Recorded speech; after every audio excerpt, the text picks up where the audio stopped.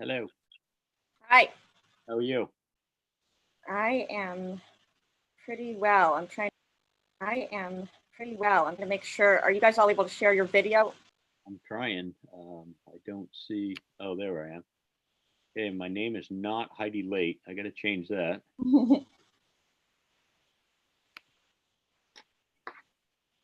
Just told me my internet connection is unstable, which should not be happening here in the Camden Town office. That's the whole reason I'm here. Yeah. Just so everybody knows, I started the YouTube live stream just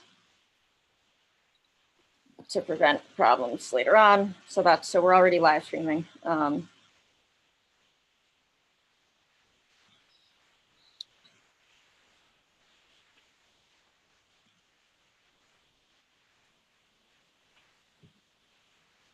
Guess I've been promoted to a panelist.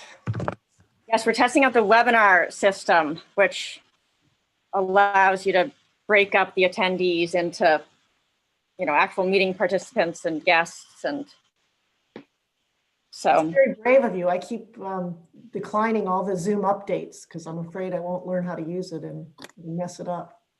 Oh, you got to live on the edge. Come on. I know. I really have to jump into the brave new world. I got to be real honest with you. If this guy right here can do it, you're all over it. I know when Zoom first started, I felt like, oh my gosh, I can actually use this. This is so cool. it works so much better than like WebEx and some of these other ones. Skype, I mean, oh my gosh, all those, this is really amazing software. I tried to do a webinar the other day with the EPA, and they were still using whatever they were using before. It's like Microsoft Team Viewer, and I had to download all this stuff, and then it was just not loading and not loading. And then they sent an email to all the participants saying, sorry, we're having a massive system crash. And, it's just like, made me appreciate you. Yeah. How you doing, Brian? Good. How are you? I'm good. How's it going in Lincolnville? Yep. Yeah, And you're the boss tonight, right? Oh, don't call me that. I'm just your basic Joe. Named Kern. Do you have an update with your fiber in your town, or is it the same? Is it the same everywhere? It's the same everywhere, I think. Okay. We're waiting to see what or if Tidewater is going to get anything done. Are you seeing any activity up there? I mean, I am. They were on. I live on Harts Mill, and yep. they were out here at 6:30 this morning. So I know they were doing something on Harts Mill today. So, and we've heard things from different people on different roads that they've seen a fair amount of activity. Yeah. Well, that's good. That's good. Now, I'm not going to say that they haven't been in Lincolnville or someone hasn't, because I just haven't seen it myself. And I haven't had a chance to, do a comprehensive ride around town to see what's going on. So, right. Hey, Deb. Well,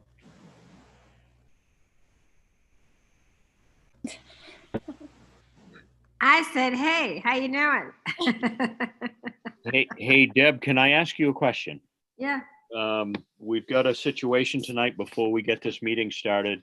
There was no notification to the public up until about a couple hours ago that this meeting was even going to exist tonight. My gut feeling, I tried to go through, find our meeting criteria in the bylaws, and I wasn't able to find that. My gut feeling is that we don't do this and we select another date as a group and try to get this done before the end of the year. I just want to be above the table, and I want to make sure that we don't have any problems down the road. I'm asking you for advice because I trust you. Well, thanks. I'm not giving you legal advice because I am not, while I am now licensed in Maine, I am not the Mid-Coast Solid Waste attorney. However, Bob did give me a call about it to give me a heads up about it. And you know, and obviously the notice should have gone out. I don't know if, and the agenda, you know, should have gone out, but I did take a look at the Rockport Town calendar, and it does, and while an agenda should have gone out, we did have the meeting posted. I don't know if other towns had it posted, but Rockport certainly had it on our calendar. Yeah, and we've had it helpful. posted. We've had it posted, I think, since after the last meeting, maybe even longer than that. I don't. Yeah, I don't know if Camden then or Hope did. I'll check Camden, but it wasn't on the Midco Solid Waste calendar. Yeah, that's what Bob said, but it was on the town calendar. It's on the Rockport Town calendar. Is it on the Camden calendar? Just out of curiosity. Yeah. Can anybody speak to the Hopestown calendar? Was it on your calendar for public view? Have you looked, Wendy? I haven't looked. You're on mute. Wendy's on mute. Wendy, you're on mute. It is on the Camden Town calendar. You're still on mute, Wendy. There she is. No, you're good. Okay. Yes, I haven't looked at the calendar this week at all. Okay. So So- I'm not sure. A couple of different things. I invite Denise to weigh in. She also is not Midco Solid Waste attorney, but she is also an attorney. But you know, I think there's a couple of different things to consider. First off, Bob's first reaction to me was, well, maybe we can go ahead. We can talk about this in a minute.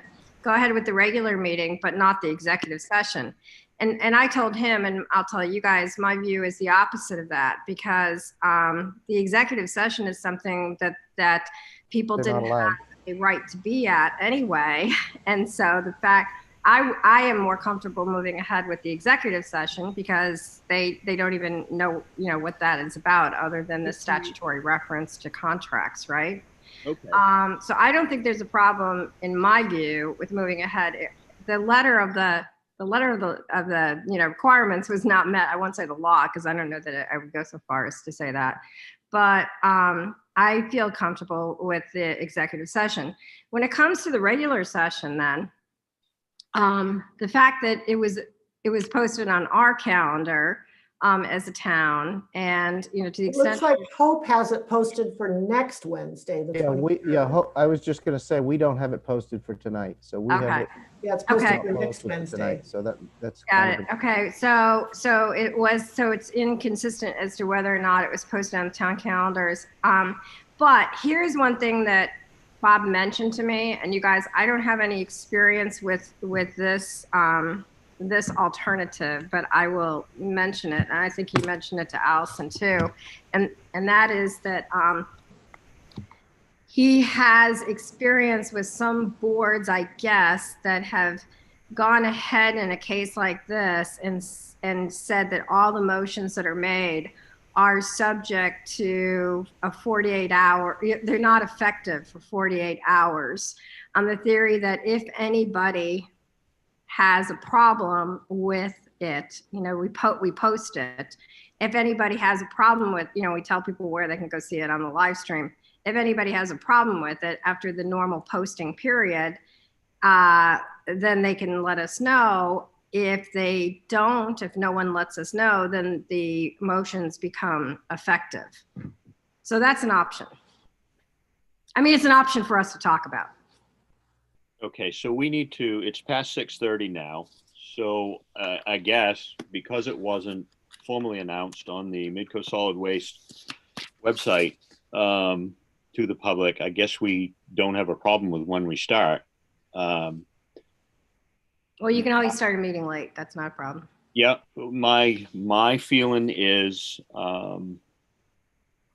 I would like to go with the executive session and get that over with, and then poll the participants or the representatives from the town for an alternate date to get our meeting in with regards to our, you know, upcoming year budget. And we have a contract that we need to discuss as well.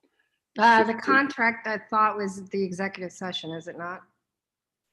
It So- is. Oh, so it's just the budget then. So, you know, and a few Yeah. other small things. So what's the what is everybody's preference? Let me just mention this. We have to hold the budget meeting and approve the budget prior to December 31st. Yep. Because by our bylaws, we're supposed to do that and convey that to the towns, okay? And so that means it's a very short time period that people need to be available. Or if you were to take, and I'm not trying to push this, you guys, I'm just making sure that everybody understands what Bob Falciani had thrown out as an alternative. If you wanted to go through the budget, make a motion to, let's just say theoretically that we made a motion to approve the budget as presented or as amended, then that we send out notice that we did that. We wait the customary period of time that we would have sent out the agenda. We give people a chance to weigh in and object. And if they don't, then those motions to approve the budget become effective at that time without having to reconvene again.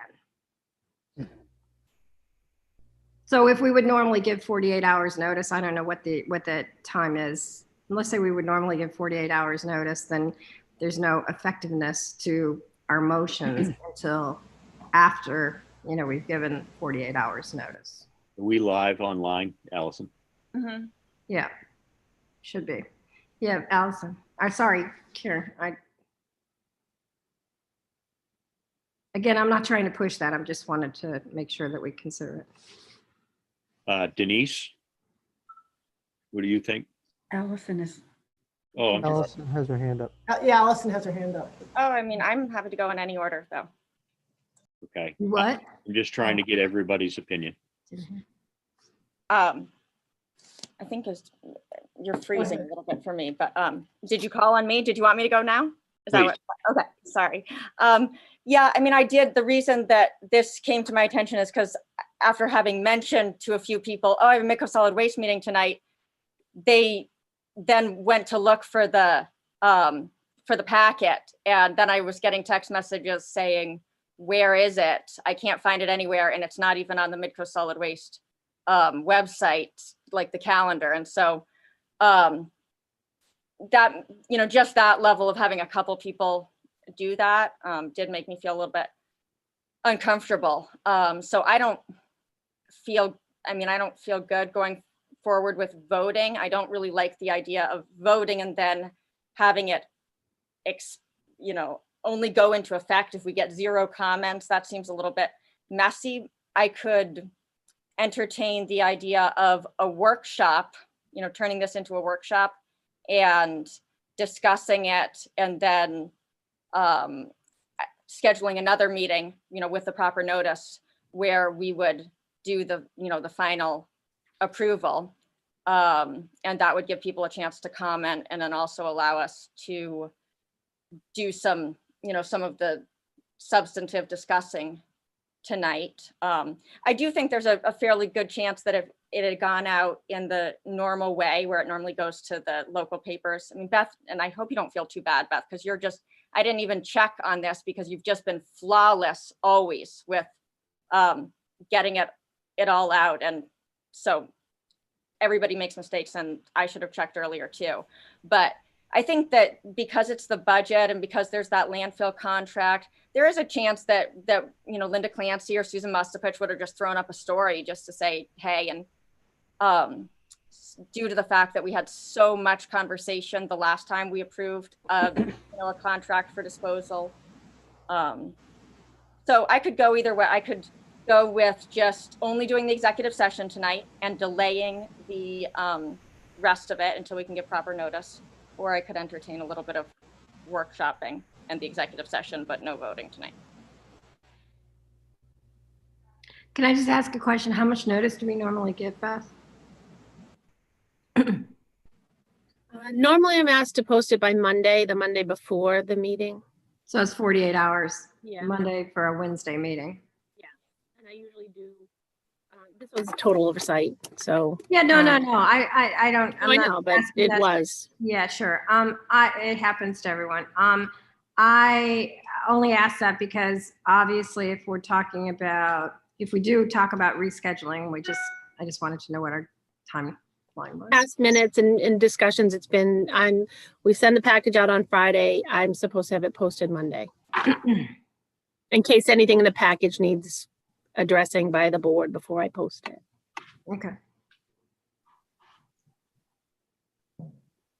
Could I ask Denise what her thoughts are? You know, I guess I am somewhat persuaded by Allison in terms of the substance of what we're dealing with, you know, in terms of it being the budget and the big disposal contract. And especially if it's easy to sort of cure by, you know, if everybody can be available either next Wednesday or Monday or Tuesday of next week.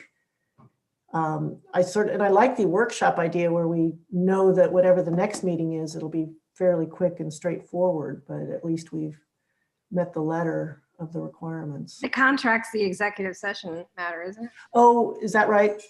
I don't think so. I think the contract is just, we already had most of our discussion about the landfill contract with Norwich Walk, with Crossroads, but that it hadn't, the actual contract language needed to come back to us so that we could just approve that. The executive session is different. And Deborah, the executive session is just to update the board on some legal matters that have recently come up. Oh, gotcha.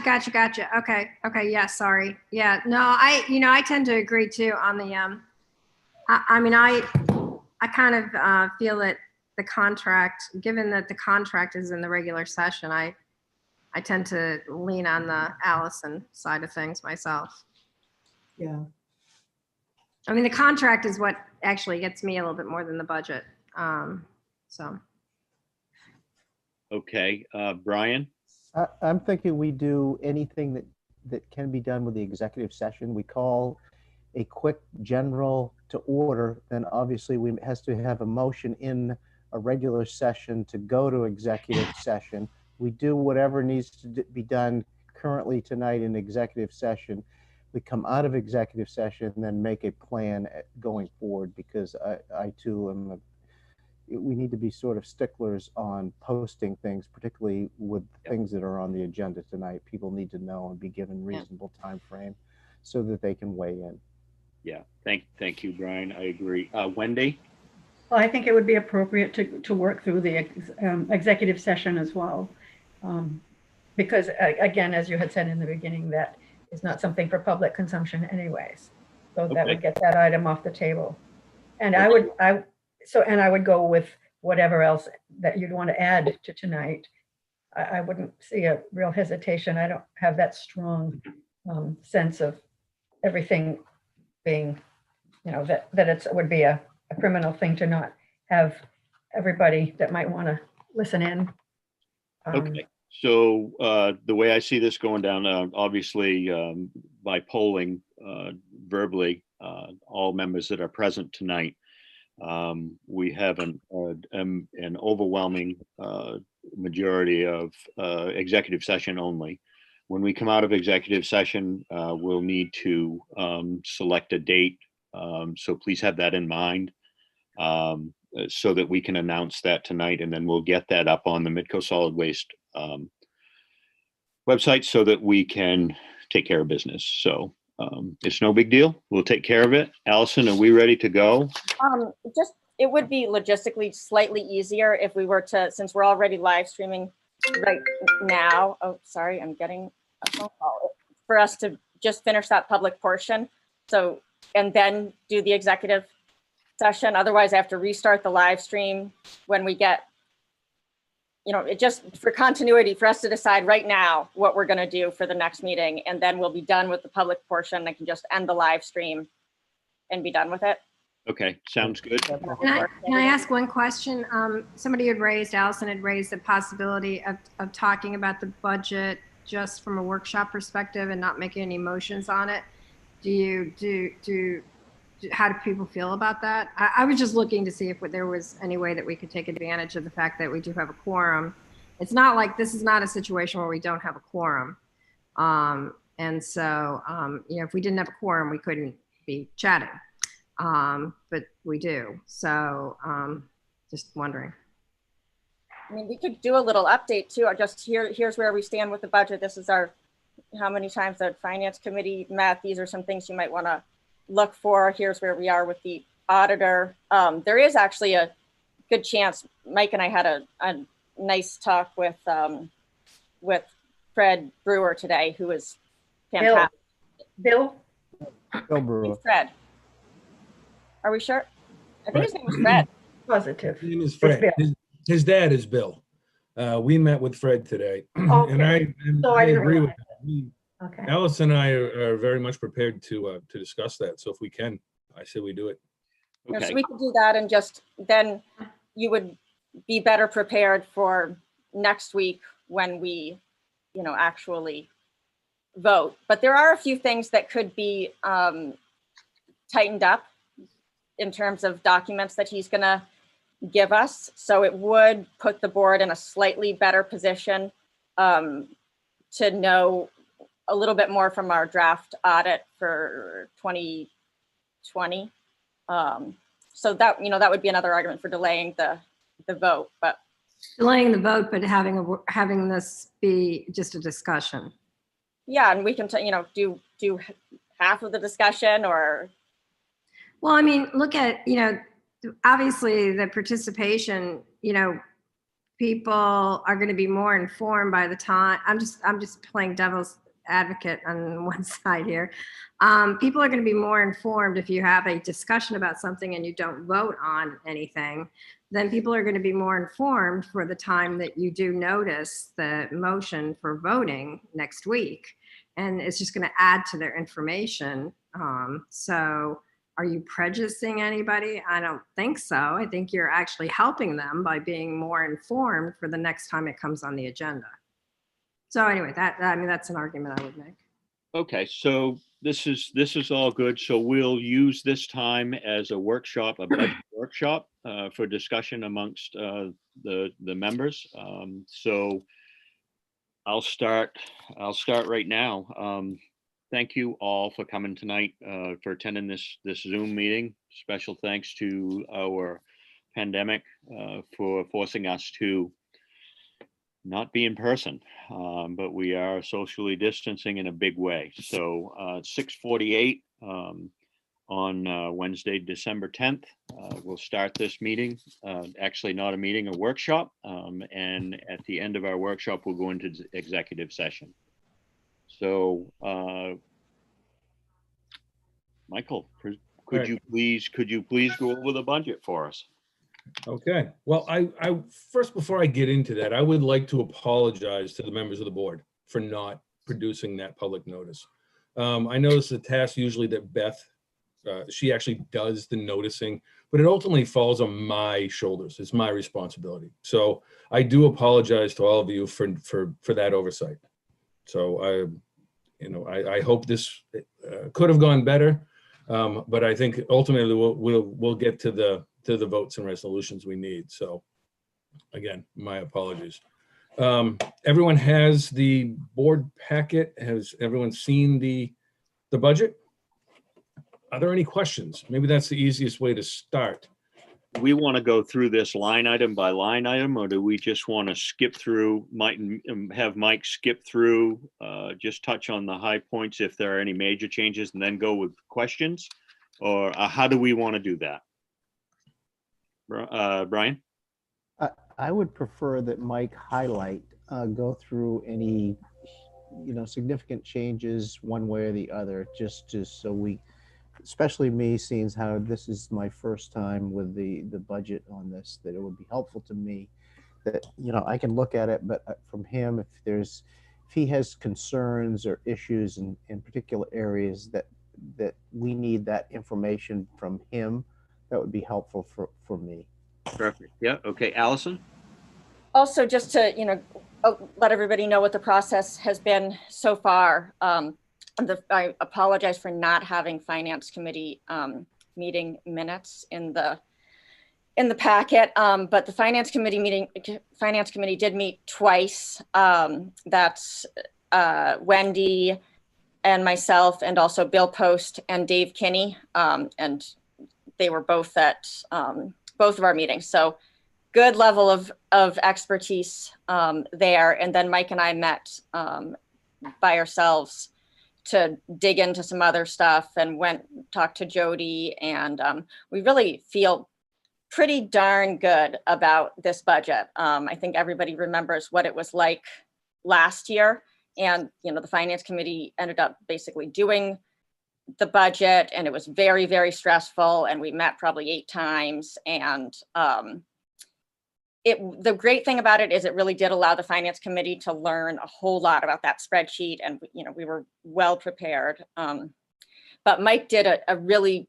great job. It was really seamless this time. We had a couple of really productive meetings, worked through some issues on the spreadsheet. The difference this year too is that since we did switch auditors, we were a little, and COVID and all of these things, we're a little bit behind in terms of having our draft audit numbers, which is part of what we use in the budget process. So we're a little down to the wire with that, which is why Mike and I spent some time talking to the auditor today. The good news is that there's a little bit of bad news first, just to tell everybody. We thought we ended last year about $75,000 in the black. And we were all kind of, mystified by that, quite frankly. It's not that bad, but it's not quite, it's not too bad, but it's not as good as we thought. We're more like about $12,000 in the black. So it's still pretty darn good. It appears that the reason for that is because some of the revenue that was documented during 2020 was really revenue that needed to be credited back to 2019. And so we were seeing it all in their year-to-date updates, thinking, oh, wow, we're really raking it in. But really, some of those payments needed to go back to 2019. So Fred has a plan for working with Jody to make sure that, we have a system for checking it every month and making sure that doesn't happen again. But overall, the numbers that we feel we have in the undesignated fund are all pretty close, based on what the auditor said, pretty close to what we had thought. So we still have a healthy undesignated fund balance. We're in good shape. As you saw, we're proposing, basically a flat budget, but I'll let Mike take it from here. But quite a bit of work has gone in, so far. So I'll expand on that on the sort of the operational side, right? So you've got some of your day-to-day stuff, your brush fees, your sheetrock fees, the revenues. Those items are all falling right in line with budget. No surprises there. One of the big ones, though, is the demo tip fee on the revenue side.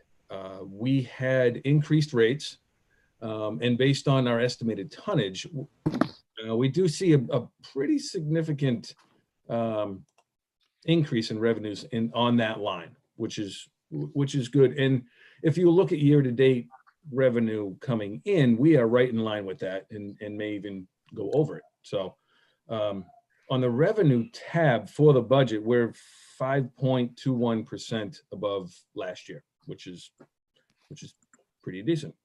On the expenditure side, very much the same thing. Your basic, your fuel costs, your day-to-day office supplies, that stuff, all right in line. There's really nothing big that jumps out in the next year.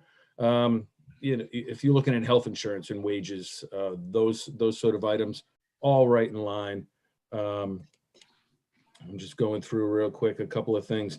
Nothing too big or nothing to get excited about.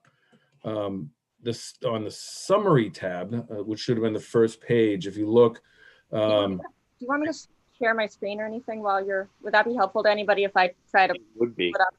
I think it would be. Yeah. Okay. Do you want me to do that, or do you want to do that, Mike? What's easier?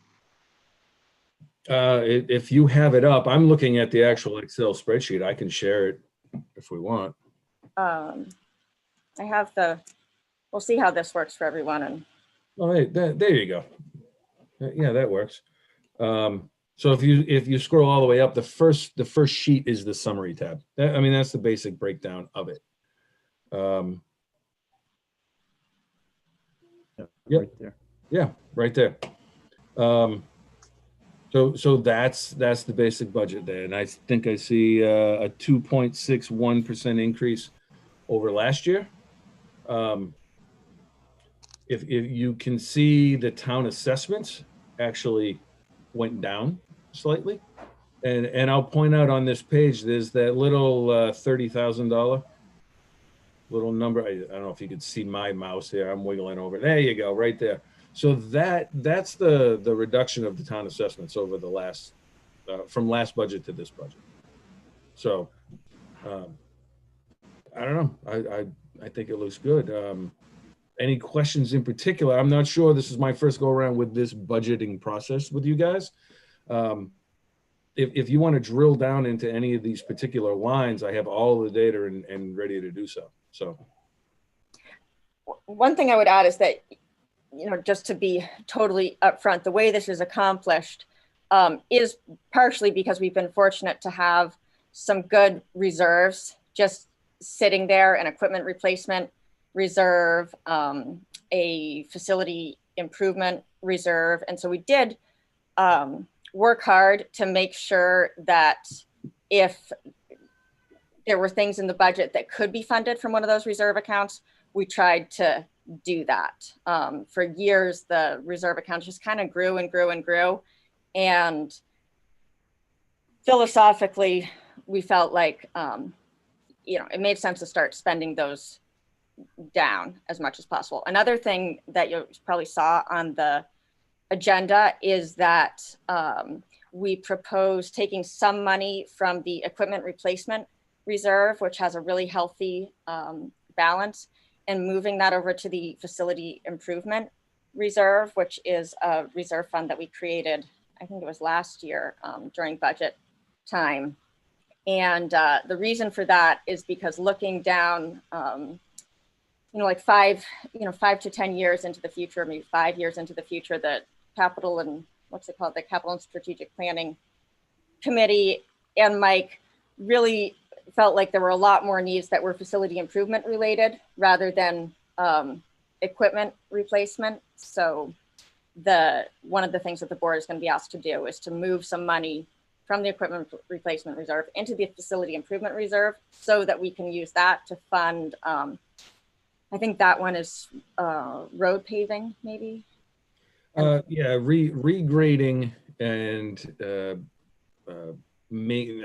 road maintenance. And all of that is sort of hinged upon the replacement of the leachate line, which I'm currently in talks with the DEP to get reimbursement for. So we should be able to replace the leachate line, have the DEP pay for it, and at the same time, regrade and repave the facility. So.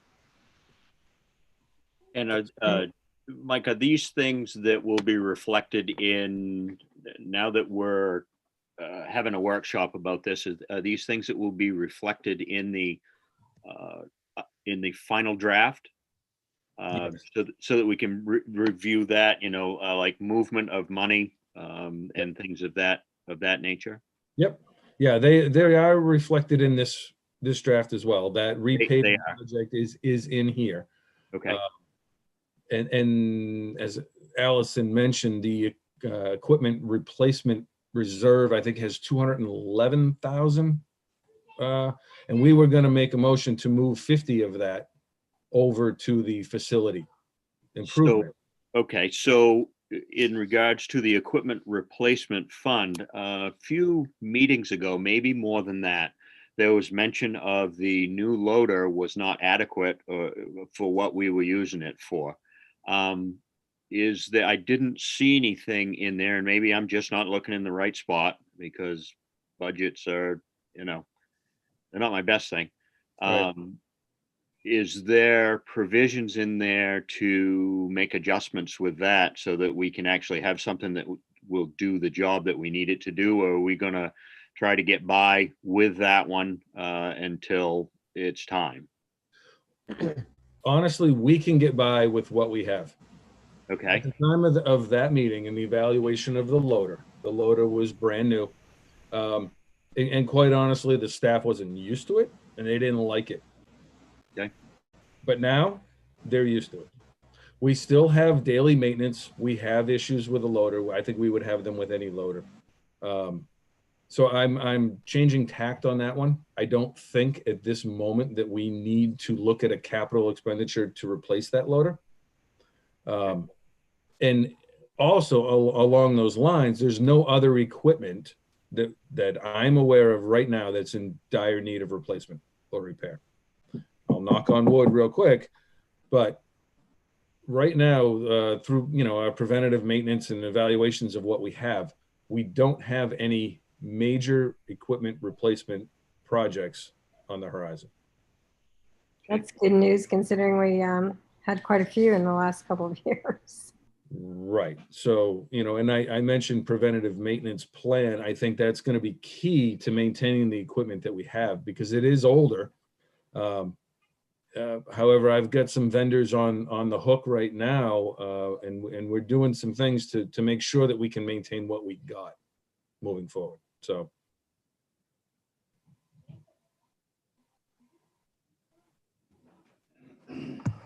Any other questions? I would just say that one of the things the Finance Committee talked a lot about was the need for the board to kind of update what our long-term goals are in terms of financing sources for the facility. We tried with this budget and with our recommendations to really not get into anything philosophical, in terms of what we think about how it should be funded. It should be funded more from user fees or more from town assessments. But because we felt like we didn't have a good sense of, what does the board want? Years ago, we dug up a bunch of old newspaper articles and we had David Kinney who remembered a lot of it. Years ago, the towns were really in big financial trouble. The corporation was, the fees were really, taxes were really high. And they went to this paper bag system, and the promise was that it was going to alleviate that, and that the long-term goal was just for the town assessments to slowly go down, down, down, down, down, and then eventually get to zero, which is what was said at the time in like 2001. We have pretty much stuck with that. The town assessments have come down significantly over the years, by about half. And so it's kind of time for the board to say again, okay, do we want to continue on this trajectory, or do we want to kind of, where's the balance? My personal opinion is I want to continue to see us go to even more of a user-based fee and, have trash kind of pay for itself. Other people might see more of a value in, a higher level of subsidy from the towns, but it would be good for us to get together and do kind of like a, 5-year plan of, where are we trying to go? Because that would help us know, okay, do we want to raise bag fees? Do we want to raise taxes? All the rest of it. Yeah, and that sort of plays into some things I've heard from constituents who feel sometimes like they get nickel and dimed when they show up at the facility. It's like, oh, I've got some scrap metal, and now I got to pay for that. And, oh, I've got this other, and, they've expressed the opinion they just as soon have their taxes go up than, sort of be nickel and dimed. And the other thing is when we did the trash pickup this year, I mean, the kinds of stuff people are throwing away, on the side of the road, I think is just to save dump fees. And I'm not advocating for a particular position, but those are just things I've heard from some folks, both, in terms of the dump fees and then the unintended consequences of user fees, if it means they're going to dump their mattresses, or we had an ironing board on the side of the road, Yeah, I actually had a conversation with Linda Clancy about this today because she's been having some readers send her pictures of, in particular, Rockport, and people feeling like there's an increase in roadside trash. And we talked about, that's been a recurring theme that has come up for years. And we've done these roadside cleanups with, actually sponsored by the Midco Solid Waste. And sometimes we've tried to actually track down, we find these big dumping spots, and we've gone through and we've called the police. And that really is what the message needs to be, is that the police should be called when you're seeing dumping. They're supposed to investigate it. And, sometimes, so far, what we've found in the few incidents that we were able to track it down, it was a lot of recyclable material, a lot of, it was more of a, I don't feel like going, then there wasn't a lot of evidence that it was a financial thing, but that doesn't mean that it isn't for some people. And yeah, I mean, I've heard the opposite idea from some people, that they don't want to be subsidizing their wasteful neighbors. I don't want my taxes to pay for somebody's kitchen renovation, and then being able to get rid of all of that cheaply. And then, the incentive to be less wasteful and to recycle more, it is higher fees. But when do you reach that threshold where it's just unavoidable, people just can't pay, and we're gonna end up with stuff on the side of the road. Yeah.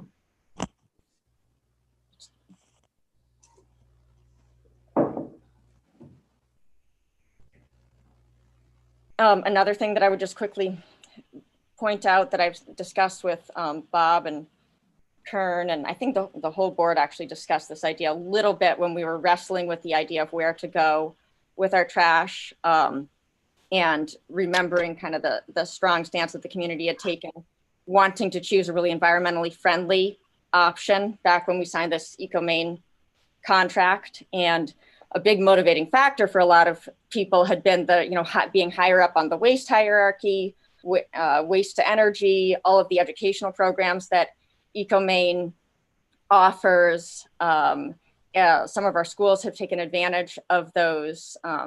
I think EcoMaine has been in virtually all of the schools, and some of them have gotten grants.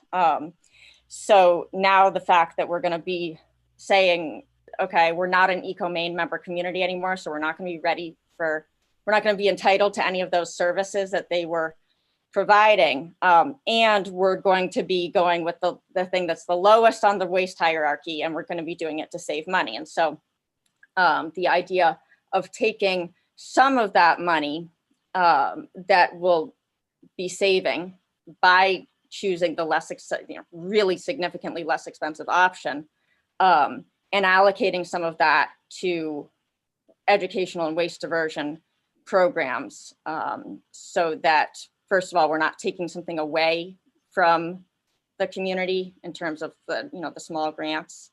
And then we're also saying, okay, we understand that the community in the past has weighed in on wanting to be, kind of eco-friendly, and we're making some of this, we're saving everybody a bunch of money, but we're also going to boost up some of these other programs. Mike has a lot of ideas for sort of things in the work. Everything from just making the swap shop year round, that could count as a use of those funds, or Mike has some pretty cool education programs in mind too. But so that was something I was going to pitch tonight, that we take, if we're saving about $100,000 a year on disposal costs by going to the landfill instead of EcoMaine, that we take 25 or 30 of that, basically the reduction in assessments that we were proposing, that we take that money and put it into a fund that would support waste diversion activities, education, small grants to the schools, basically doing ourselves what EcoMaine had been providing to the community. Do we know for a fact that that's not good, that things like that are not going to be provided? And I think we've had this conversation before, but I can't remember what we actually came up with. Is that not going to be provided? There's really no, waste management isn't going to do what EcoMaine does. EcoMaine is just, pretty extraordinary. They're municipally owned and really committed to that. And, that was a really attractive selling feature, the last time the community voted on the contract. So it's possible that waste management might do, a little here and there, but they they don't do, grants to the schools and, but I do think, we have a manager now that is pretty darn awesome with a lot of this stuff. And I think we could actually, it's kind of exciting because I think, we're saving a bunch of money by not going to EcoMaine, and EcoMaine was at capacity anyway. So we're saying, all right, we're going to do all the good things from EcoMaine kind of, and I think we could do it better ourselves, because the program that we use for recycling is not what EcoMaine has anyway. We don't do single stream recycling. So if we create our own program that's closer to home, we have, Mike going into the schools every so often whenever that's allowed again, or maybe we create some kind of, educational video or all kinds of things. It's actually kind of exciting because we did save so much money. We can't afford to take a little bit of that and do some great stuff. So your idea is for the savings that each town would benefit from by going to the landfill, you're looking to take somewhere between $25,000 and $30,000 of that for community education, development, and outreach. Yeah, Put that under its own separate line item, or Mike, I'll put you on the spot here. Do you have a spot in the budget that's already there that can be earmarked for? We don't currently have one. I know in the past we'd had other recycling coordinator type positions, so it would be similar to that. So I think it would need its own line item. Yeah. We do have community projects was a line. Project was another one. So yeah, the similar line items exist. We just might have to rename it. Okay. All right. That sounds good. Yeah, and I do support it. I mean, I think Allison's onto something very good. We could develop a better program, directed at our 4 towns. I mean, with the school systems and on site, I had a plan for a public education and training center on site that I hopefully comes to fruition this year. I also have, I've got an idea for a repair cafe, some waste diversion from the scrap metal and bicycles and small engines. So there are opportunities there. I absolutely believe that. So a little extra funding on that front, I think, will go a long way. So, but do we have a sense though that that those things would cost $25,000 or $30,000, or do we have a sense that they would really only cost 15? Or I don't have a sense of the cost for that. My own little project, I've put together some of the costs I need to get that off the ground. But when it comes to the public education piece and what you'd need to go out into the community, I don't have those numbers readily available. It's a fairly new thought that came up.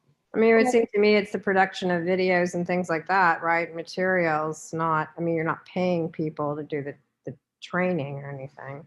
We do get, EcoMaine has been giving grants to some of the schools, and one of the things we need to do is get a list of all of those that have happened, but they've given money to the high school, to quite a few of them actually, and it started to become better known in the schools. And so it's possible that more of them were, planning on applying for funding. We do have the swap shop too, which we've gotten a lot of feedback. It was very sad for that not to be open this year. The plan, as everybody knows, was for it to move into that blue metal building that was kind of underutilized.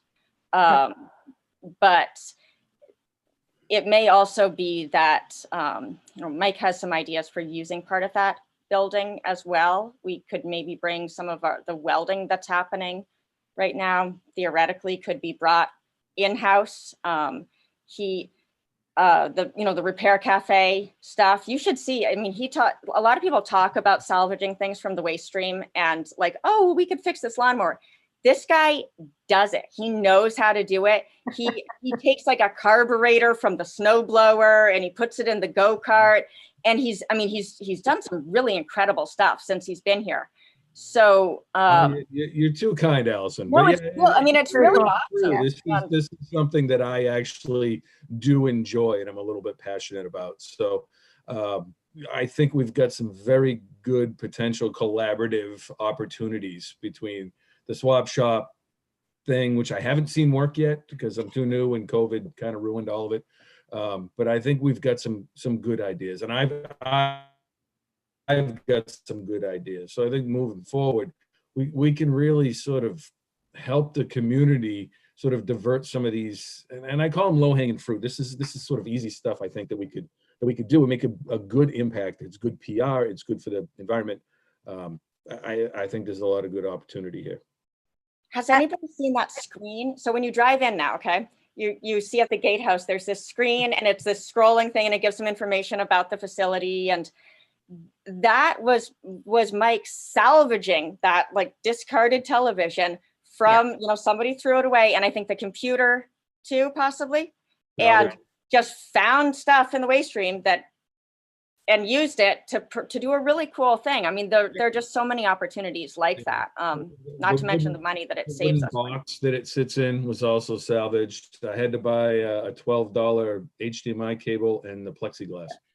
So for $20, but now we have it because everyone wanted to buy a digital sign. We need a digital sign. They're not cheap. Yeah. That was in the budget. $1,300 to $1,500, and we managed to do it for 20. So that's perfect. I think that is really cool, and I'm really supportive of some of the things you guys have talked about education wise and everything. I just would like to see. I just don't want us to be criticized for taking. Oh well, let's see. We've got $30,553 or whatever it is dollars here. That we've saved, and let's just throw that into that amount. Maybe we could have a little bit better idea of the kinds of things we would plan to do and what the associated cost is. 100%, Deborah. I like to see plans, proposals. What are you going to do with it? So let's, we can certainly put pen to paper and come up with a plan. Because you guys have done a lot of work, but I mean, I hate to suggest that you do more, but I mean, just a little. I just think that we need to be responsible about that 30,000 and be concerned about the fact that some people will say, well, this is a pandemic year and, don't you, you should be returning any monies that you've saved to taxpayers, so let's just make sure we can. It's something like that is certainly going to be a tough sell due to the times that we're in right now. So any information that you're going to have, like you said, pen to paper, if we actually decide to move forward with that as part of a line item in the budget, that would be best. So it can be spoke to. Back to questions. I have a question on under wages. I just happened to see this overtime.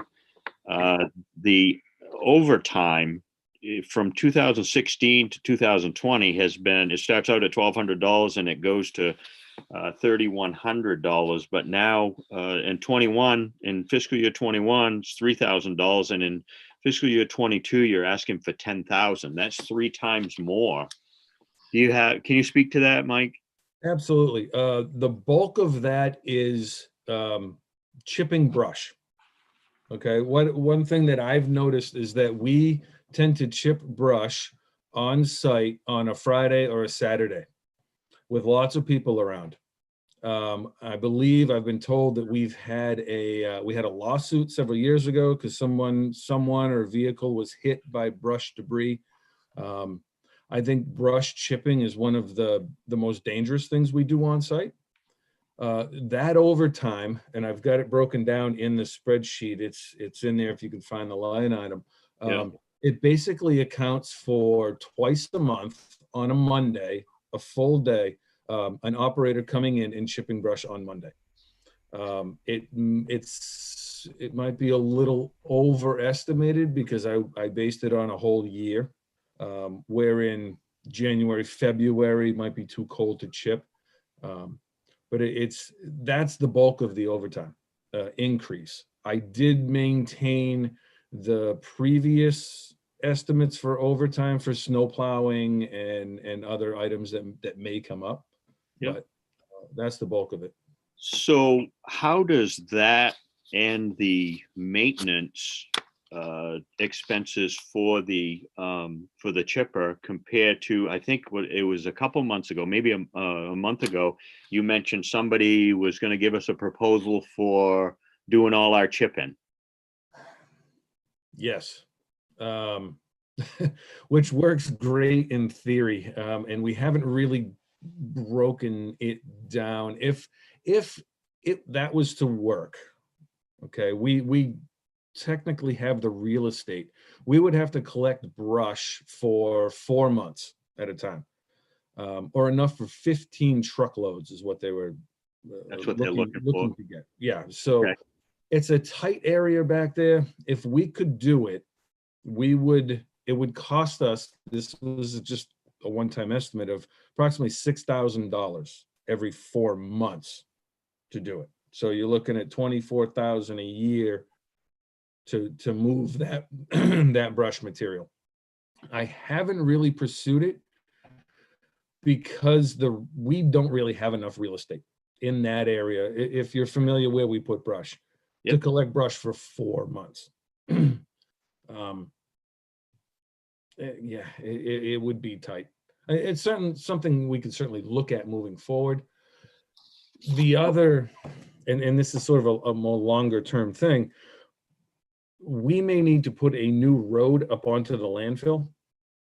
This has been discussed in the past. The road would go as if you came off the scale and you drove straight into the brush pile. Yeah. The road would go up and around there. So if we then put the road in, so now we got to move our brush pile again.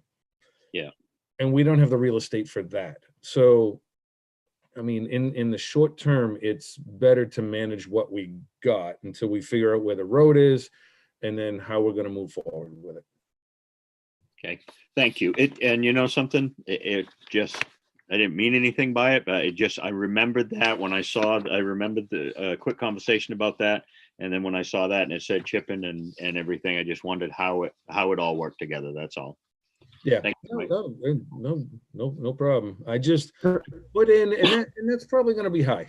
I mean, that's a high estimate on the overtime. Like I said, twice a month. I think we've done twice a month, maybe for the last 2 or 3 months. So I just want to be covered on the overtime. Okay.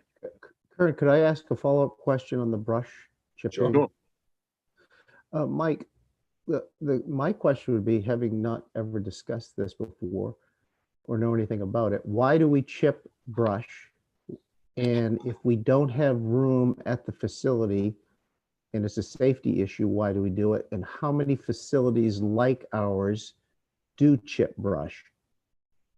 It's a great question, because I've heard that we're one of the last remaining facilities that actually still do it.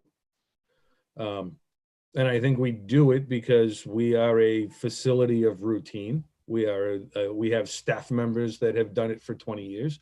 We have the equipment to do it, and we have the knowledge to do it. It's just one of those things we do. And that's like what Kern brought up. There are organizations and companies that will come in and do it for us. So, you know, I've come into this organization, I've heard these things, I'm trying to weigh the best approach to doing this. And I, quite honestly, if we could get away from chipping, I would support that. But we got to be able to manage the real estate. We need the area of the room and all of that. Right. So, you know, I'm just looking at it, you know, from basically a cost and safety and real estate. If we don't have the real estate, it's a true safety issue where we've already had lawsuits in the past. And if it's not a moneymaker, why would we offer this service when, you know, I'll just use myself for an example. If I gather up and I got rid of some brush, I wouldn't even think about bringing it to the dump. I wouldn't even have guessed that was an option. So, you know, just because we've been doing something since, I'm with you know, I wouldn't bring the brush to the dump either. So Mike, correct me if I'm wrong. Probably the majority of the brush that's brought in there is from contractors. A lot of it is landscapers, and it costs them to get rid of it on their own. They can pass that cost, you know, on to their customer. So I think that's probably why we have so much of it.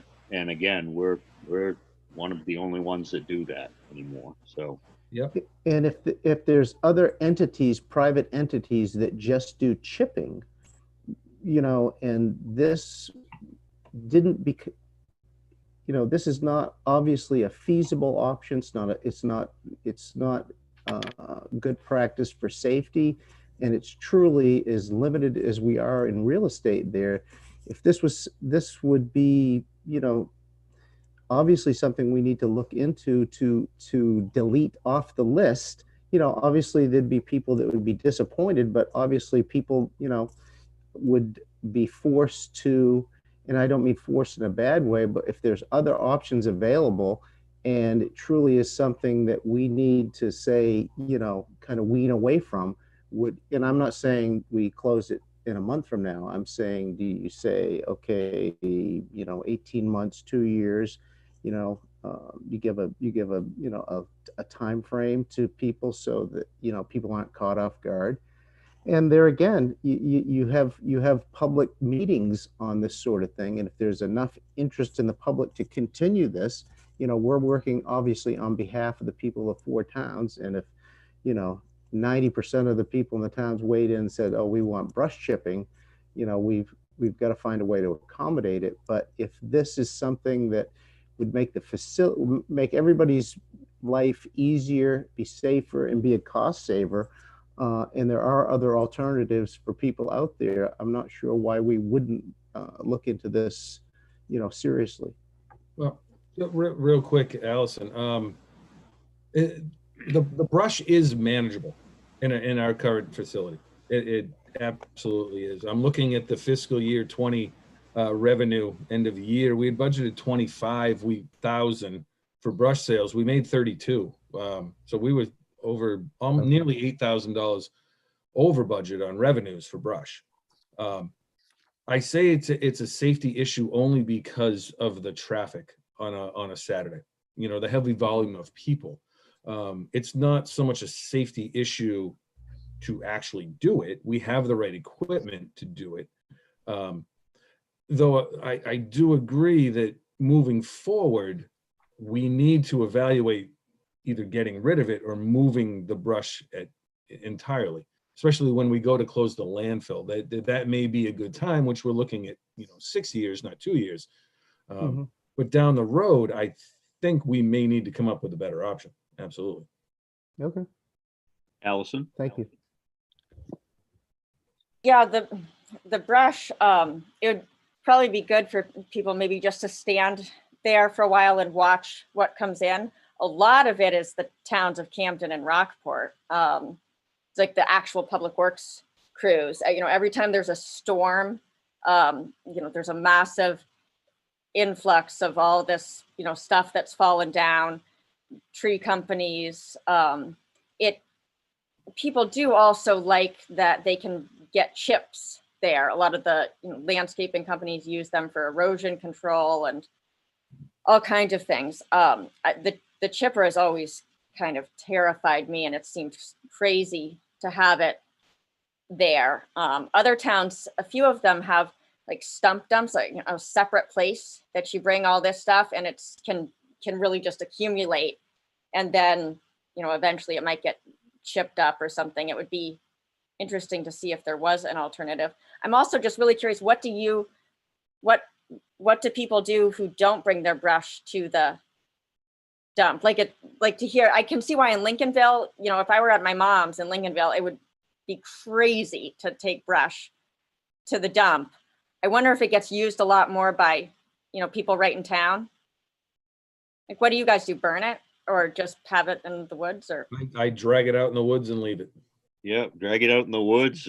It's a reason for a bonfire and to have a few beers. I mean, Right. for a lot of people.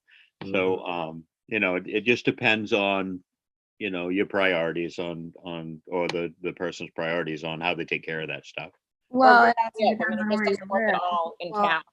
Downtown Camden, you can have a bonfire with. Yeah. I was going to say, it depends on where you live. If you live in downtown Rockport or Camden, like some of us do, you can't have bonfires and you can't haul it off into the woods. So, Right. Well, this is all really good conversation, and I would say that the recommendation on budget approval night would be to stay as we are, but going forward on a manager's, on a future agenda, that we talk about the facility services and should there be adjustments related to logistics and safety. So this is all good. This is why we do this stuff. Yep. Yeah, and I would just like to say, Karen, I agree with that. And I think that for a long time, we have not really looked at, the things that we do and how much it costs us to do them versus, the total net cost when it comes to, the cost or benefit that we get out of those things. And now that we've got Mike, we can be assessing those things. And this is one example, and I'm sure there's more. Yeah, I agree. Has there anybody else got any more questions on the budget? Brian? Not yet. Not yet. Okay. Mike, it's back to you then. Can I just say one more quick thing on that same topic Sorry, Allison. of the brush, that for me, this is where it comes down to why user fees are so important, because different services that we offer get used at really different levels by different people. So for somebody that never has any need for the whole brush system, it's really not fair that their taxes are, financing that. Just like, somebody that never renovates their kitchen, they don't want to pay for subsidized landfill fees. And so, just looking at which services are used by everybody and which are really, only used by some and need to pull their weight in terms of fees. Yeah, I would agree with that, Allison. And, the red flag, as Kern brought up, was what was causing the significant increase in the overtime. So, and right, as Mike said, so if it's costing you 50% more on average or whatever, just to chip brush, then, we may have to look at, increasing the fees. other alternatives down the road. Right. I mean, at least if we're going to do it, we should be making sure to charge the people that are using that service enough that, Exactly. that it's not being Exactly. subsidized by everyone else. Exactly. I will say that the bigger item here that's not reflected but is related to brush is leaves, because a lot of people bring their leaves in. And I've had complaints because guys will rake wet leaves and bring them in and pay a lot more because they're wet. All of those leaves are currently disposed of in the brush pile. They create a bigger hazard with trying to get them through the chipper. So really, wet leaves are a bigger problem than brush. And quite honestly, they should be diverted from the brush, because wet leaves can be compacted or composted. So if we could develop a composting program to divert yard waste from the brush, I think we'd be in a much better situation with our brush management pile.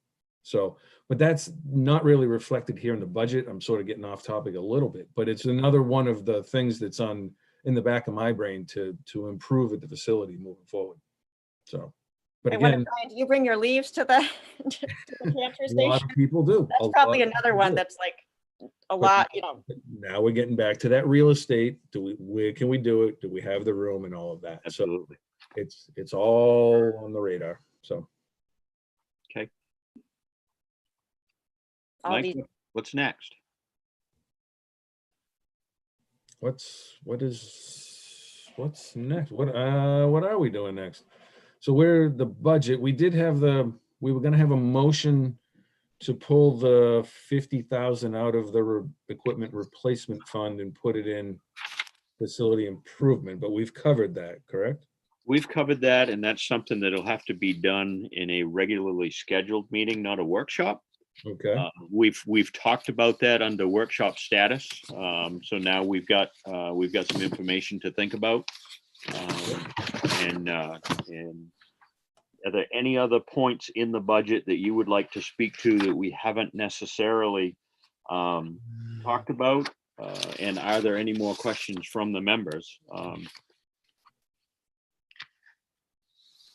Well, from my standpoint, in speaking to that, the $50,000, what that is, if you've been at the facility, then you know the grade drop as you move behind, say, the main office over by the recycling containers. The intent is to fix that area.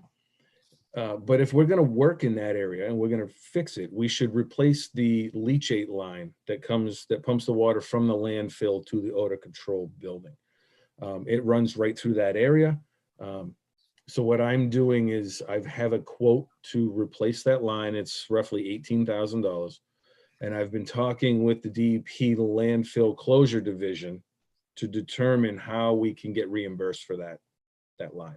So if the DEP, comes back and everything is a go, we can get this approved, then we can do that project next year.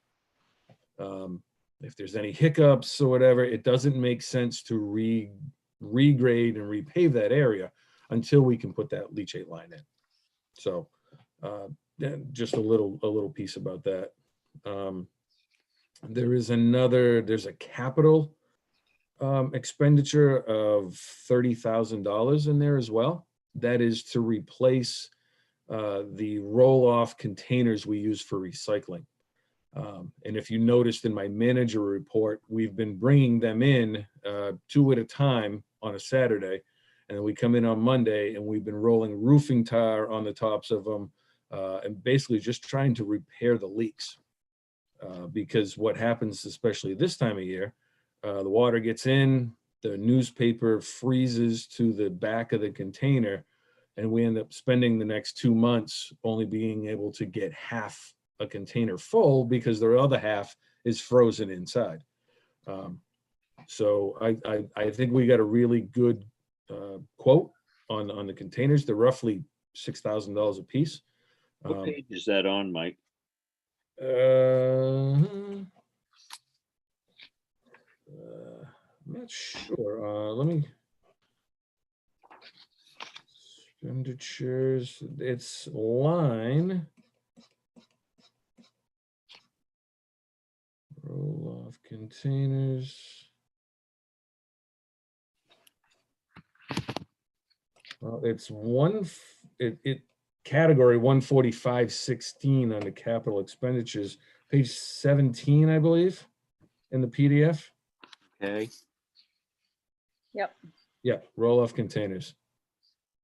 So $30,000. The quote comes in just under that, but you got to figure in some freight and shipping and paint or whatever, whatever other minor things may pop up. So, and that's it for the capital expenditures. I really don't see anything. We discussed the loader. I think we're all right with a loader right now. We're fine on a bulldozer. As we discussed in the Strategic and Capital Planning Committee, moving forward, if when it is time to replace the dozer, we'd probably be looking at a lease option. Considering if everything goes right, we got 6.5, 7 years left to the landfill. So again, knock on wood, that's all we need for capital. Karen, I don't know if I've you got can- a question. I've got a question. Yep. Go ahead. Mike, on page 15, under what used to be surveying, and now it says it's now included in the engineering consultation, and it says consult and survey 7,500. Do we do an annual survey? Is there some? I could only imagine that this property has been surveyed a zillion times. So through the years, I don't know, but I can only imagine. Right. Is there some mandate that there needs to be an updated survey? I can see maybe some consulting, but there's actual surveying that happens on a yearly basis? Historically, we've done it annually. And what we've done the last couple of years is a drone aerial survey.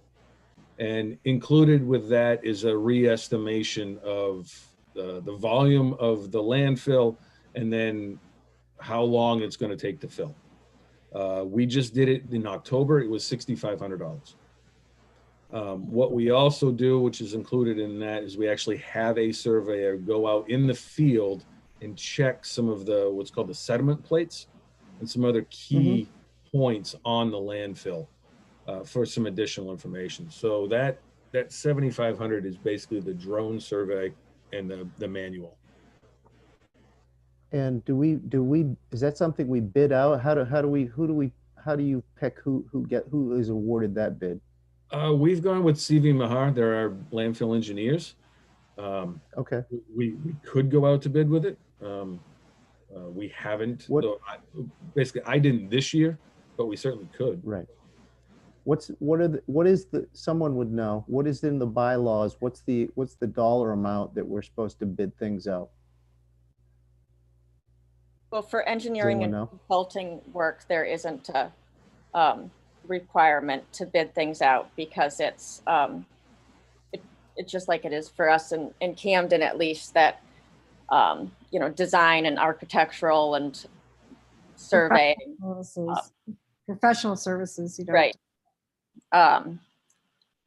But we do talk about, so for the for things like, you know, road construction or purchases, it's, I think, over $5,000 has to go to the finance committee for a review.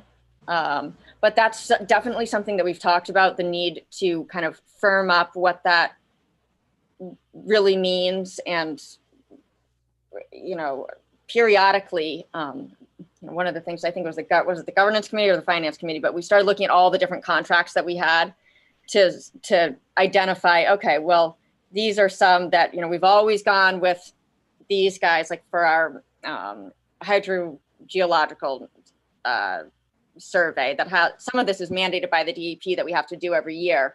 And we do tend to save money by going with the people that have done it before. But, you know, that's something that even, you know, Mike has identified, okay, this one might be, you know, it might be time to look at legal again. It might be time to look at our engineers. Just as we just did with the auditing is what you're talking Right. about. Exactly. Right, that makes sense. Just that was my question. Yep. Thank you. Is there anything else from anybody? One thing I just realized that I didn't catch before, and I don't know why I didn't ask about it, was it looked like this year we didn't allocate anything for funding the composting program. The what? The food waste diversion. Scrap dogs? Yeah. I saw that in there, didn't I? It's just neither the manager nor the, if I'm looking at the right thing here.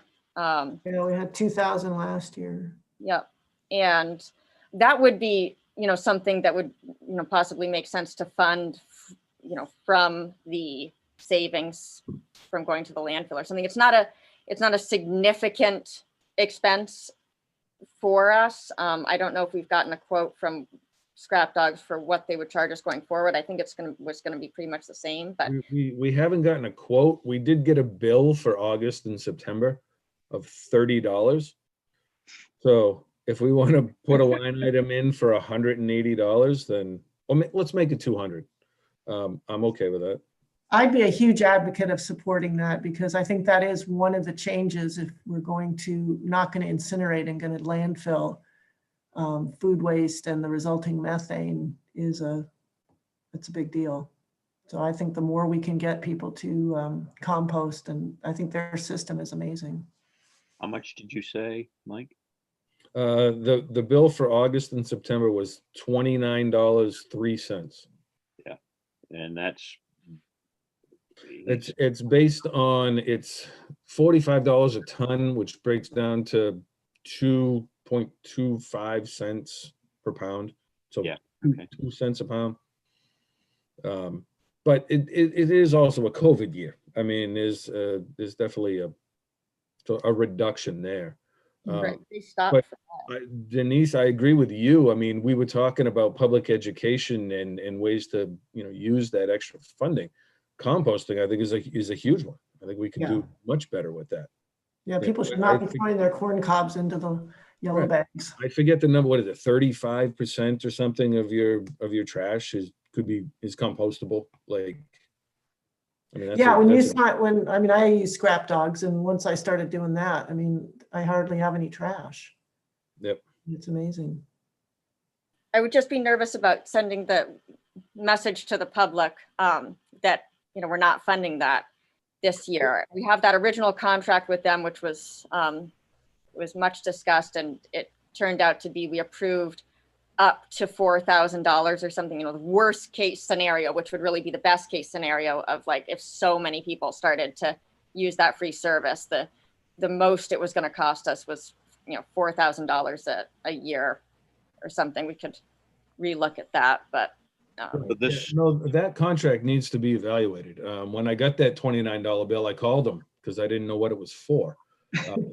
Beth had sent along the contract. So there are things that need to be looked at and evaluated with his program. For sure. Absolutely. yeah, definitely. I just want to make sure that we still fund it for next year. I agree. I think we should. So should we just carry forward the same $2,000 though? Because hopefully things are going to change with this pandemic, and hopefully, we do more of that. I think we should. I mean, before I signed up for their service and was just using the free service, Yeah. many times those containers would be topping out. There wasn't any place to dump your food waste. Okay. So if they could be incentivized, and I talked to Davis about it, to just really pick up, and they've really made a big investment in their business so that they can do this for us. So I'd be in favor of moving the 2,000 forward, and if we don't spend it, we don't spend it. Yep. Okay. I'm good with that. That will be added to it.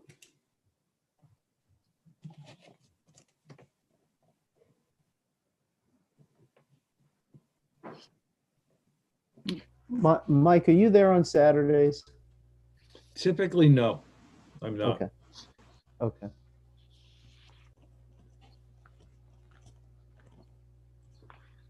So for myself, I've pretty much been through this whole draft. I've asked the questions that I've needed to ask, and I've got clarification on all of that.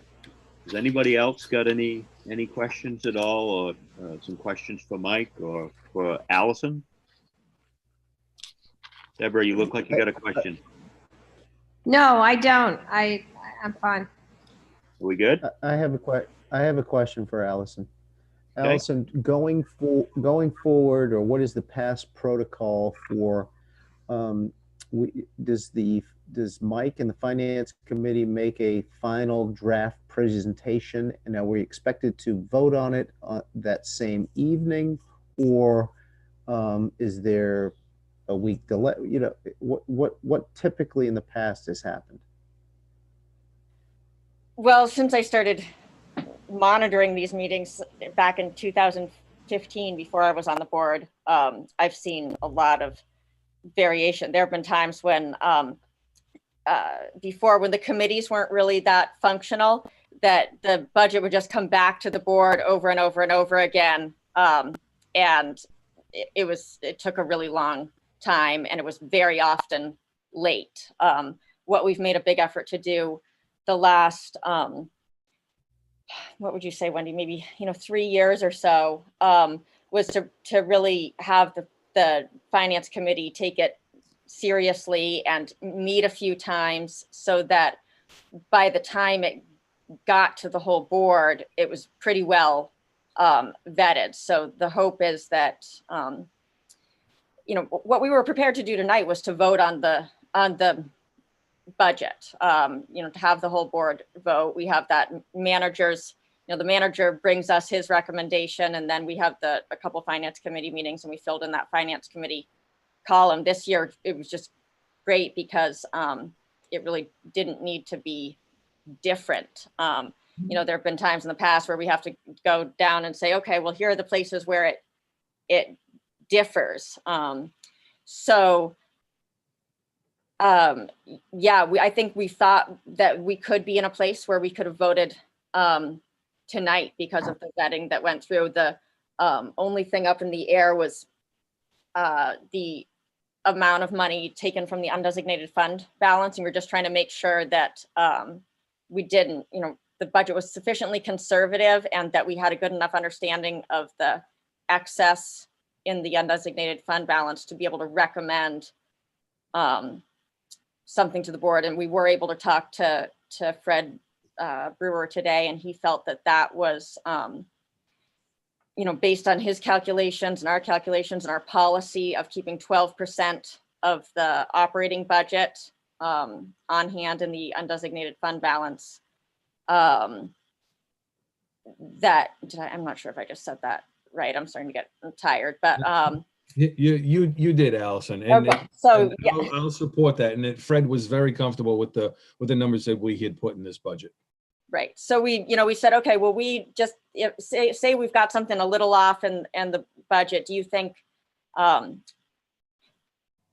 have we, are we endangering ourselves at all with this policy? Is this sufficiently, protective of us? And based on the calculations in our policy, we could have taken like 75,000 from the undesignated fund balance to offset taxes, but we recommended 45 because we didn't want to take it right down to the wire. So we do still have a little bit of a cushion. We've tried to make use of all of our reserve funds and not add any additional spending. I think we're in a lot better position this year than we have been. So in terms of process, we could have probably voted tonight. And we would expect to vote next time. Right. I mean, it all depends on how the board, it's all a question of, okay, the finance committee got to the point where we felt pretty good. But you never know if the board's going to look at it and say, whoa, you guys, missed something. But historically, is there a certain, I'm just looking for a deadline. Is there a date that we like to have these numbers to all the 4 towns?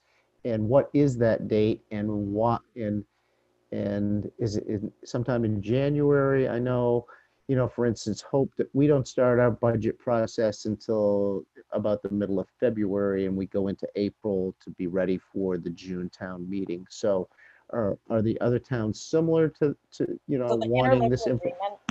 Like the interlocal agreement, the thing that we actually can't change unless we go back to all of the towns, specifies that Midco Solid Waste will present the budget and the assessment hard numbers to the towns by December 31st. It's an approved budget, yeah, with the assessments by December 31st. So that's why we have to have this meeting, vote on the budget before December 31st.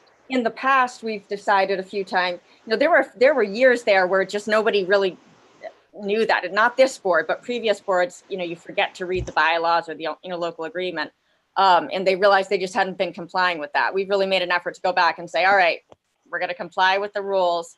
And, but even, was it last year? We have gone back to the towns before and said, hey, with your permission, can we have an extension on this? And mostly the towns have said, yeah, we actually, as long as you're not going to be presenting us with 4 times the amount or, something crazy, we can, if it takes you another month to get us the number, that's okay. But. Well, it slid last year because of the difficulty of getting a budget, which we all, I think, know why.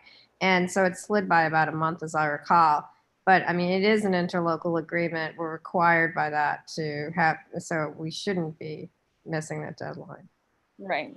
Even though we have a little bump in the road and need to reschedule a meeting so that we can vote on this, this is actually advantageous for us because we have a very comprehensive budget, which looks very good in front of us. We've had a little bit of time to look at it independently, and now we've gotten together under a workshop status to discuss it and maybe make some suggestions for tweaking. This budget will come to us how I see it, and someone please correct me if I'm wrong. It'll come to us next week so that we can see the final draft and we select a date for our meeting for approval. So I'll be very proud that we can submit this to the towns by our own due date. And it's comprehensive and it's a good budget. We haven't done this for a while and I'm proud of it. This board has done a good job with this. Well, the manager and the finance committee, it really, Absolutely. Absolutely. You know, it's a good job. Ryan, I hope that answered your question. It does, and if you know, and I'll just reiterate, if we're going to have bylaws, then it's the prudent thing to do is follow them, and if you don't follow them, then you change the bylaws. So if you have policy but don't work, you don't follow the policy, then you change the policy. Exactly. So yeah, that's it. It's a good. I'm sorry, we have a governance committee, which we had, you know, the last couple of years, Brian, that we didn't have before. Such an animal didn't exist in this board or in this corporation. So that's exactly what we've really put a lot of effort on highlighting these last couple of years. So, Well, kudos to that board. It used to be that we couldn't hold, our bylaws said that we needed to have 2 of the town managers, even though they're non-voting, 2 of them had to be present at the meeting in order for us to have a quorum. And so we were constantly running into this situation where we couldn't have meetings, and the town managers who are doing so much work in other areas. And thanks to the governance committee for taking the time to go and change that and say, hold on, do we really need to have 2 town managers babysitting us every time? So there have been a lot of things like that. but Brian, to your point that maybe the towns probably don't need to have the budget approved by December 31st. They probably could have it by January 31st and all that. But the one thing we can't change, as somebody referenced earlier, is the interlocal agreement. It would require, I mean, we can change it, but it requires the vote of all 4 towns. All 4 towns. Yep. So, that is something that does need some changes at some point, but it's going to be a big effort, to make that happen. Okay. Appreciate the input. Thank you. Is there anything else from anybody? Karen, the only thing that I would say is that when we do, I guess our next thing is to talk about the next meeting, but when we do send out that notice of the next meeting, I would just suggest that we put a reference to the link for this live stream or whatever in there so that people know that we had this workshop. It's just more information. Beth, did you get that? Yes, I did. Okay, thank you. Okay, so it looks, and unless there are, I'm sorry, Brian, go ahead. One more thing, Yep. and this is just how, if I'm being the layman, if I was to read the agenda and we did vote, say we had voted on the budget tonight, it says recommendations for the FY22 budget. It doesn't say anything about voting or final approval. So that's the sort of thing that citizens need to know, that this isn't just a recommendation. Absolutely. This is the final deal. So if somebody wanted to weigh in, if I read that and I didn't know anything about it, I would have said, well, it didn't say anything about final budget, didn't say anything about voting. People need to be apprised of what's actually going on, would be my recommendation. Yeah, that's a great point. That's it. Oh, yes. I have a question about setting that next meeting that we talked about. Okay. And that would be that it would fall on the Wednesday, the 23rd, if that works for people. Just because, well, Hope had it at that, you said next Wednesday is what we had on our side, because that had been the schedule towards the end of the month, I think the 3rd week. So that's just would be my suggestion. Does anybody have a comment? Oh, Karen, you just muted. You're muted. Telling you. Yeah. The idiot at its best. Does anybody have a conflict with having a meeting for a vote for next Wednesday? Nope. I'm good. Everybody's good. Okay, that is the 23rd. So is everybody good with 6:30, or do we want to do it a little bit earlier? What is everybody's pleasure? Allison? I could do it earlier. If ever, I can adapt to what others want to do. Wendy? Well, my question would be, would be changing our meeting on a regular basis to a half hour earlier, or whatever it would be, or because our traditional meeting was starting at 6:30. I'd be happy to move each meeting at 6. But I No, don't know if you're talking a singular or. this is a singular because it's a rescheduled meeting, and I'm polling everybody to see what's convenient, because and the reason I'm doing that is out of respect for the holiday and for everybody, not tying everybody up. Yeah, I don't think we want to do it on a regular basis, Wendy, because of the governance committee. Well, that's fine. I was just wondering, Yeah. At that change for this next meeting. Yeah. So. Denise? I could do it at 6. I have a 5 o'clock call that typically goes in close to 6 anyway. Okay. Brian?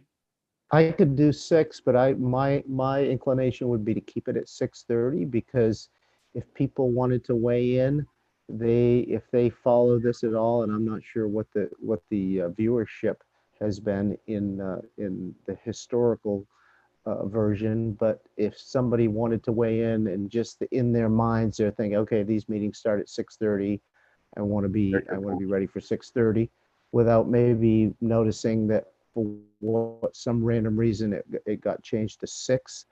So it would be my inclination to keep it at 6:30, unless there's a true conflict with somebody not being able to make a 6:30. Okay, I agree with that. I don't have a conflict, as long as everybody else is good with that. Then I say we do this next Wednesday, the 23rd, at 6:30. If everybody's on board, Beth will make sure that gets on our site, and so now we're done with our workshop. So now we need to go into executive session. Could I have a motion for that? I'll make the motion. Okay. I'll second. Okay. Motion made by Brian, seconded by Wendy. Oh, can I make a comment on the motion? Technically, the motion should say that we're going in to executive session pursuant to blah, blah, blah. Okay. So Brian, maybe Brian could amend his motion. Yes, MRSA section 405 parentheses 6D is what we're going into. Okay. And then the second accepts that. Yes, indeed. Okay. Great. So the motion has been amended, and the amended motion has been accepted and seconded. Is there any discussion? Okay. Allison, what's your vote? Aye. Wendy, what's your vote? Yes. Denise, what's your vote? Yes. Brian, what's your vote? I'm a yay. Deborah, what's your vote? Yes. And Kern, my vote is yes. We'll now go into executive session. Allison, can you make sure we're not